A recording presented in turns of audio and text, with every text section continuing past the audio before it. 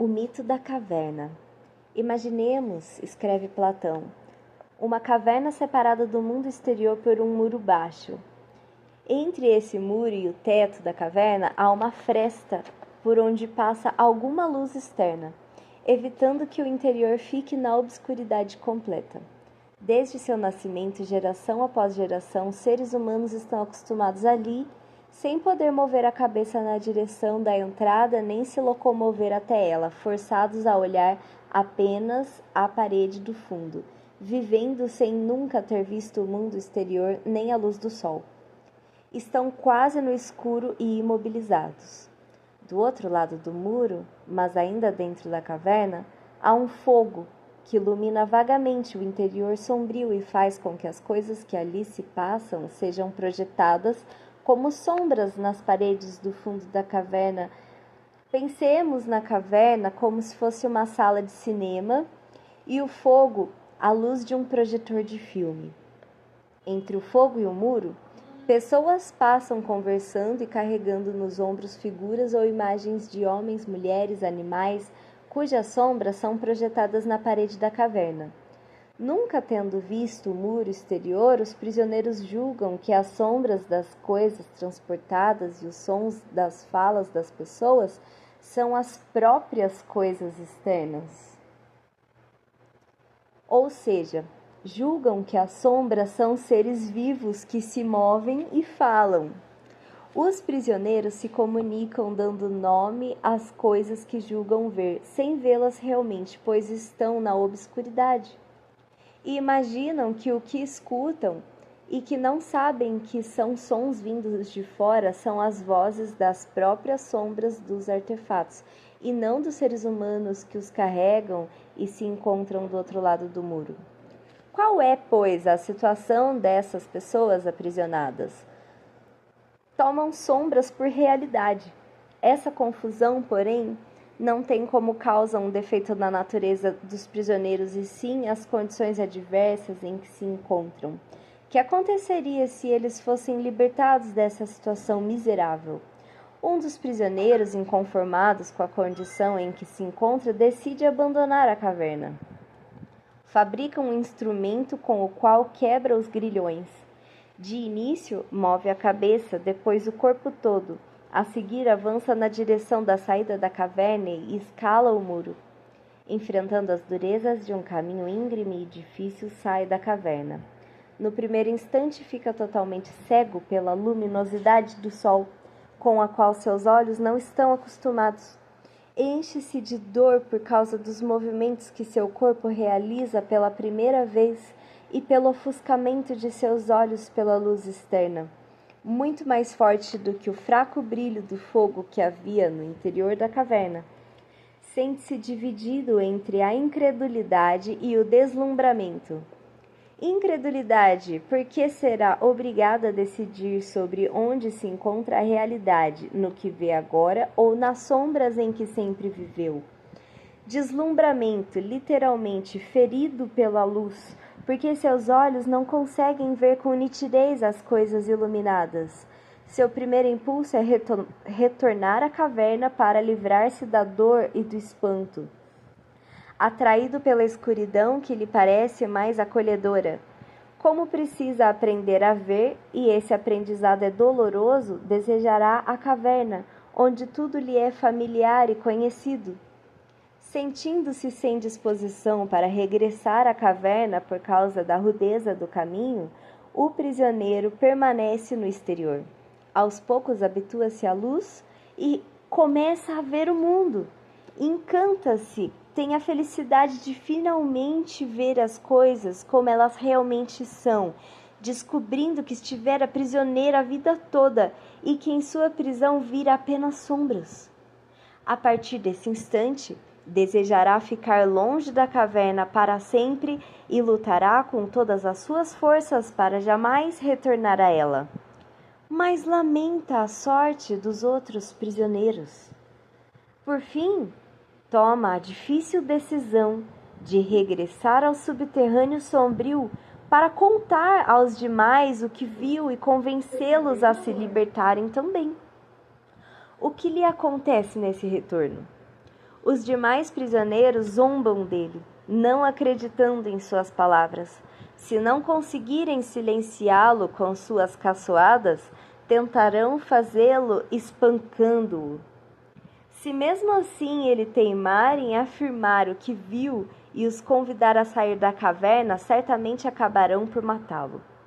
Mas quem sabe, alguns poderão ouvi-lo e, contra a vontade dos demais, também decidir sair da caverna rumo à realidade. O que é a caverna? O mundo de aparências em que vivemos.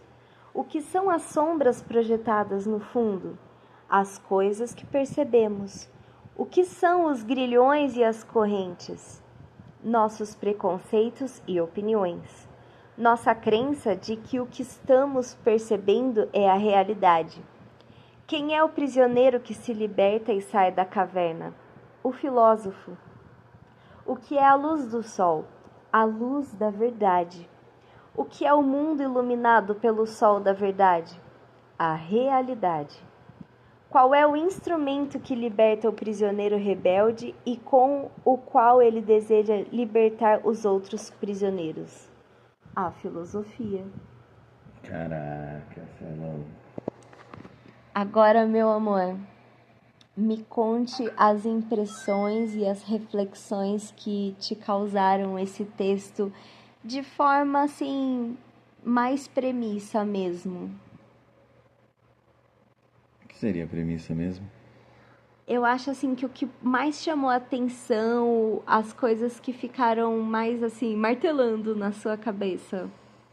Não, é engraçado esse texto ter vindo agora, porque eu, há algum tempo atrás, eu não lembro em qual situação específica, mas eu fiz um comentário com alguém, não sei se você estava junto, sobre essa questão da caverna, né?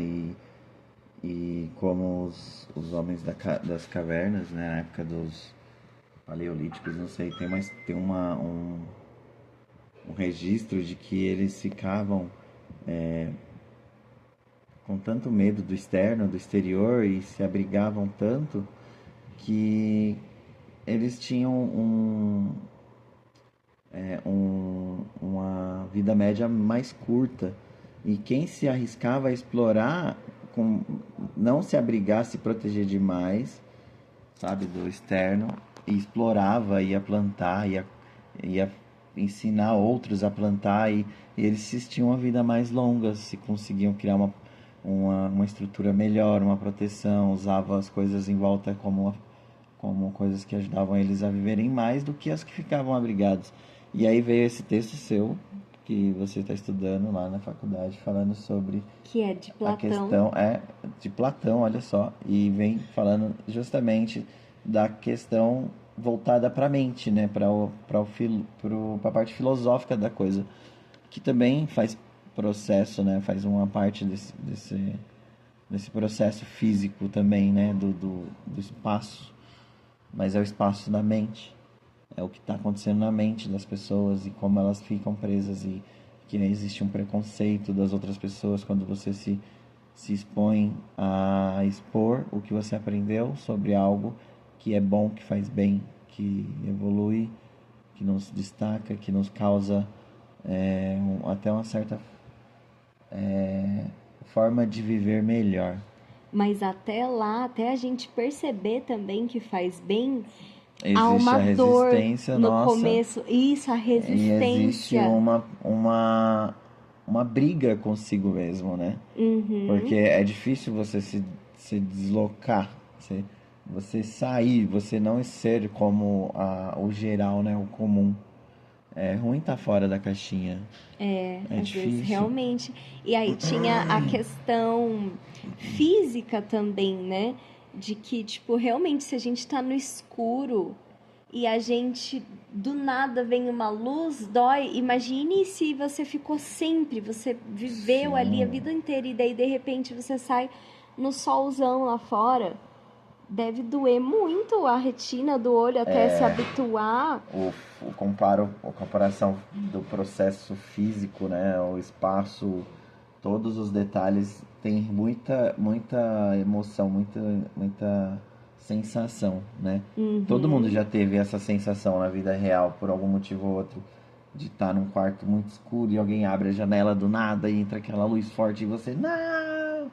E tipo, parece que você quer ser aquele Drácula pra ficar no escuro o tempo todo. Mas só que precisa, a luz precisa vir e ela vai doer no começo, mas depois você se adapta, você fica bem, você a se luz sente... dói, né? Ai.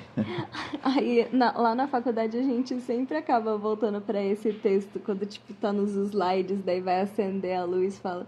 Ou quando surgiu um novo conhecimento, a gente fala, sair da caverna dói, né? A luz dói.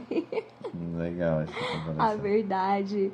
E, tipo, tem primeiro, né? A gente tem que se adaptar para uma nova realidade. A gente descobre, nossa, o que eu acreditava era uma mentira.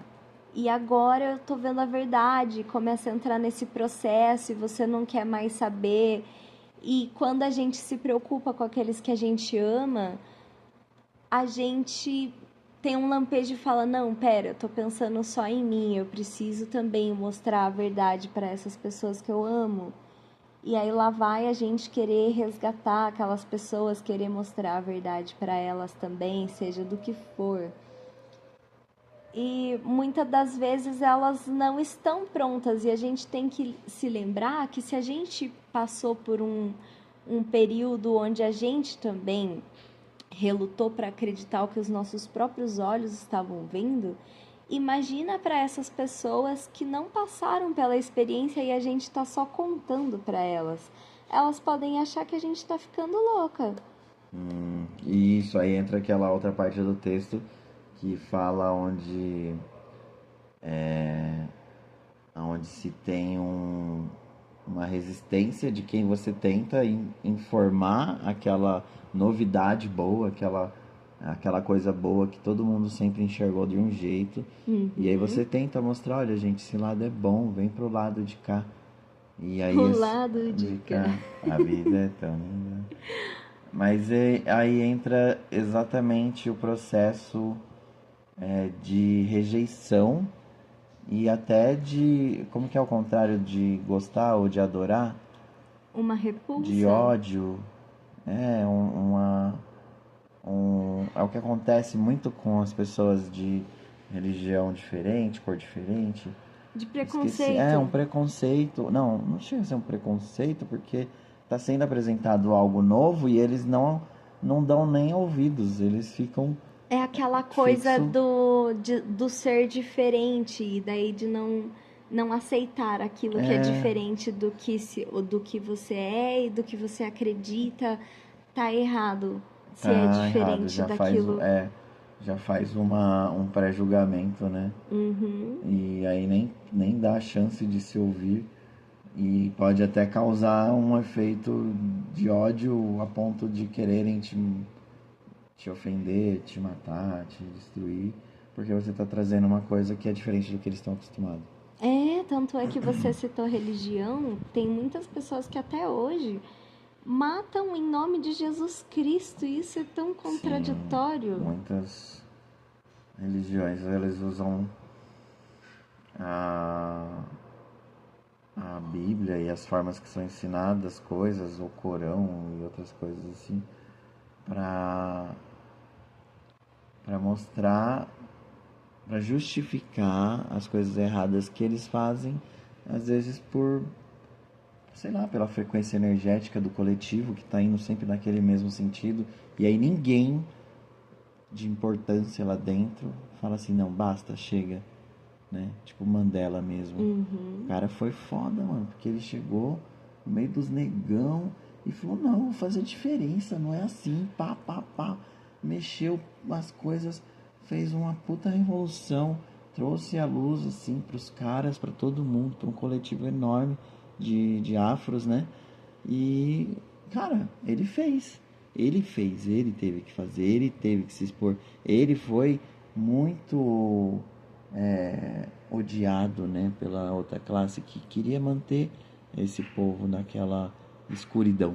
Olha só. Sim, a própria Igreja Católica também foi uma grande responsável por matar em nome de Deus também, de Sim. torturar as pessoas e controlá-las, mantê-las nessa escuridão através do medo também.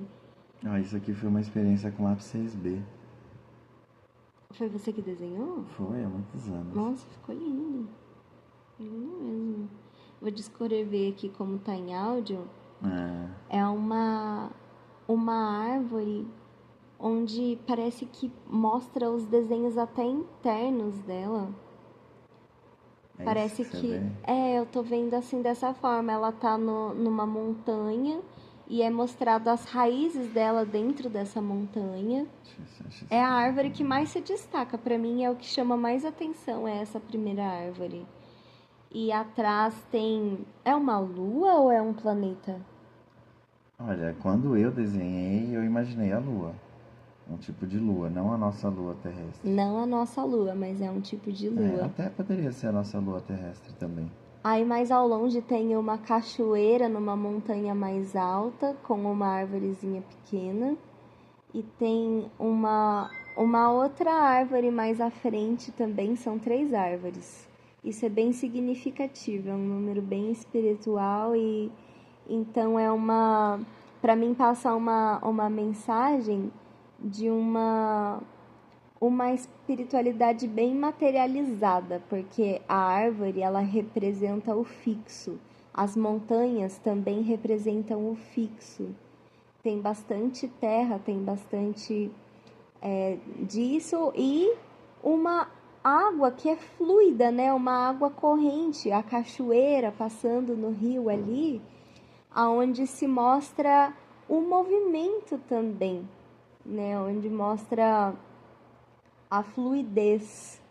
E além, claro, do céu, mostrando tem movimentação no céu também, de uma forma onde parece uma realidade paralela semelhante à nossa. E tem também, agora que eu observei, umas pessoas que estão caminhando por essas montanhas bem ao longe. Eles estão muito longe de chegar nessa árvore, que talvez eles queiram ir, na verdade, até a margem do rio, dessa cachoeira, para poder se hidratar, para poder continuar a caminhada, ou talvez até chegar também até essa árvore. Conta até uma história esse desenho, muito incrível. Mas em primeiro plano tem essa primeira árvore aqui que eu desenhei. E você falou que enxergou uma árvore com o seu interior, é isso? Uhum. E lembra até um pouco também, como se tivesse uma cruz também, mas só que também tem flechas e lembra um pouco labaredas de fogo também, alguns galhos dela. Esse aqui também, por exemplo, ó, esses lembram flechas. Já as outras 2 árvores são árvores que a gente já está acostumado a ver, né? São árvores mais comuns. Então, eu vou falar um pouquinho sobre essa árvore. Quando eu comecei a desenhar ela, eu tentei dar a impressão de que ela realmente formata uma cruz, né, com sua forma. Ela tem um semi-formato de cruz aqui, né, porque ela se estende um pouco, né, um pouco mais em algumas pontas e tal.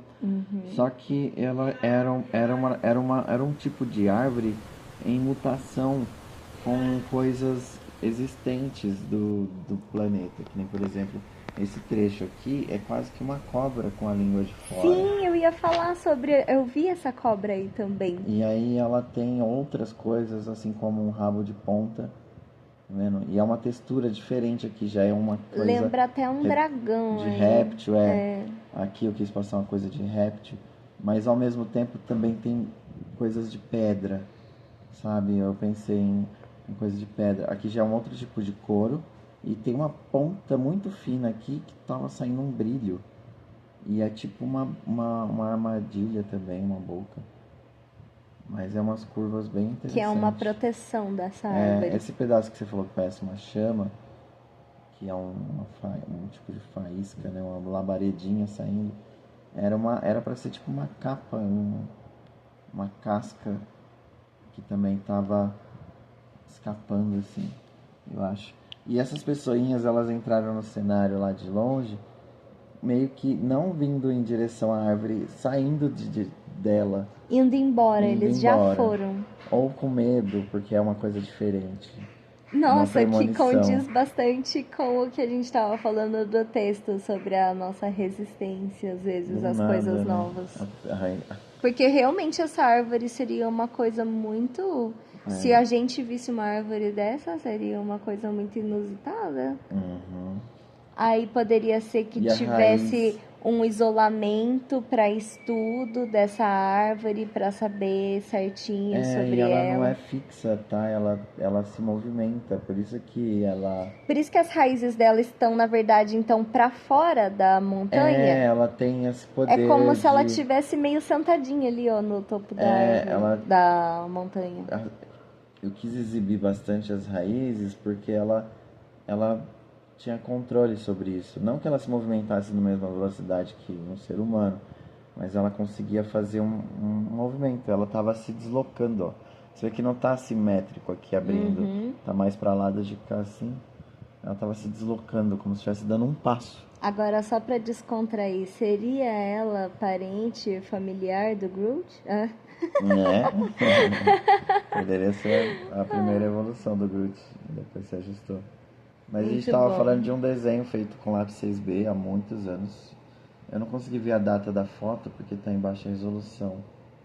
Mas deve ser por volta de 2005. Acho que o Rafa nem existia. Nossa, é bem antigo esse desenho, então. Era um desenho meu que a gente acabou falando aqui no vídeo sem Por querer. conta de estar na sua tela de fundo. No fundo, porque eu separei umas imagens e aí Mas eu foi fui bem colocar. legal, a gente complementou, a gente começou falando sobre o texto. E aí fomos Eu ia até pegos de comentar surpresa por que essa análise do desenho e parece que deu até uma continuidade.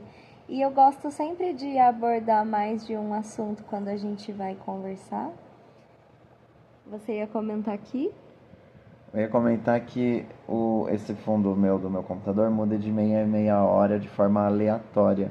E aí eu tenho uma frase que ontem eu pensei e até externei pro mozão, falando assim: nossa, eu sempre usei aquela frase para explicar algumas coisas entre a tecnologia e a espiritualidade e a sincronicidade e essas coisas assim que são. Eu sempre expliquei com uma frase chamada a aleatoriedade do universo, né? Mas na verdade, aí ontem eu estava refletindo alguns dias Sobre a já. Não aleatoriedade. existe aleatoriedade no universo, é a exatidão, eu usei até a palavra, qual é aquela palavra que tem relação com matemática? Ah, você chegou a usar a palavra matemática mesmo. Você disse o universo Sim, é mas matemático, é exato. Isso, então é a exatidão mesmo. A exatidão do universo nos trouxe. Não é uma aleatoriedade, ou que seja aleatório, mas também é exato. Até a aleatoriedade é exata para o universo, né? Sim. É tudo muito matemático, né? E aí do nada a gente tá falando de escuridão, de sair da escuridão, e apareceu um desenho que eu fiz há muitos anos com lápis 6B no meu fundo de Esse texto, plano. ele é realmente muito mágico, porque como eu contei pra você e vou contar aqui no áudio agora, antes da gente ler esse texto na sala de E aí eu aula, ponho play no Flow, o universo das coisas que eu descobri. Caramba! O Flow, gente, é coisas que roda música aleatória. Universo de coisas que eu desconheço. Ah, Caramba, tem tudo a ver com esse Caramba. texto também. será que tá pegando o áudio da música? Não, né? Nossa, olha, se não tiver pegando a música, Canta é pra da nós, Ana mozão. Vitória, se chama Universo de Coisas que eu desconheço. Eu não conheço essa música. Eu queria Gosto poder de ouvir continuar dizer contando como que foi. Pode cantar. Quando eu vi esse texto lá na faculdade, foi incrível a sensação, porque, assim, eu sou vegana. E eu não contei pra ninguém lá da escola, eu não fico anunciando assim, eu sou vegana, não sou essa pessoa, por conta exatamente desses julgamentos que tem das pessoas. E aqui dá até o exemplo, né, de bater, de matar. E eu, lógico, não iria passar por essa situação, mas muitas vezes tem chacota, tem discriminação, ou tem coisas desse tipo, então muitas vezes eu evito de falar, né? Só quando é necessário mesmo. Então, a gente estava na aula e o professor estava falando de uma série de fotos que a gente tem que tirar, tipo algo vermelho, tirar foto do pôr do sol, tirar foto de uma coisa que você não vive sem. Aí uma das coisas era foto de comida. E ele estava contando que é muito legal a gente também surpreender com coisas. Por exemplo, ele disse um aluno que no foto de comida ele tirou foto de um boi. Na hora eu nem tinha escutado ele falando boi. Ele é um professor que fala meio baixo. Eu, o quê? E a galera ficou em êxtase falando um monte de coisas e eu queria saber o que o professor tinha falado. Aí eu fui deduzir que era boi porque uma das meninas atrás de mim falou: nossa, os veganos piram, né? Se eles falaram mais alguma coisa, que deu a entender que era boi, que o menino tinha tirado foto de um boi. E ela falou: ele não tá errado, né? E tipo, eu até parei pra pensar, não tá errado mesmo, porque se ele come o boi, pra ele é comida, né? Embora pra mim não seja, e quando eu tô muito sensível, isso me dói dentro, sabe? Dói profundamente quando eu escuto coisas desse tipo. E eu guardei pra mim aquilo. E aí, que foto linda é essa? E aí eu guardei pra mim e a gente leu esse texto e aí eu fiquei, caramba! Sabe? Foi muito sincrônico. Foi muito mágico mesmo pra mim. Eu senti, assim, uma energia sobrenatural depois que eu terminei de ler esse texto. E demorou pra eu conseguir voltar pra Terra. Acabou a aula. A gente foi saindo e parecia que eu tava pisando nas nuvens. Eu não tava conseguindo aterrar de novo. E agora eu lendo pro mozão, aconteceu uma coisa muito sincrônica com ele também, a respeito desse desenho, agora aconteceu com essa música. Parece que tudo pra provar a exatidão do universo. Exatamente. Ou a aleatoriedade exata do universo. Olha que lindo isso. Uhum. Gostei. As coisas aleatórias de forma sincrônica. Onde a lei da atração realmente funciona. Muito lindo. Tem mais alguma observação para fazer? Não, agora a gente precisa dar atenção porque a mami chegou e ela tá cansada. Vamos lá dar uma olhada A lá. gente agora vai começar, acho que, dar Fazer atenção pro papazinho, almoço. né? Mas foi incrível, eu adorei esse Muito texto, bom. essa reflexão, essas coisas que aconteceram agora com a gente, esse sincronismo. Amém, mozão. Gratidão. Amém.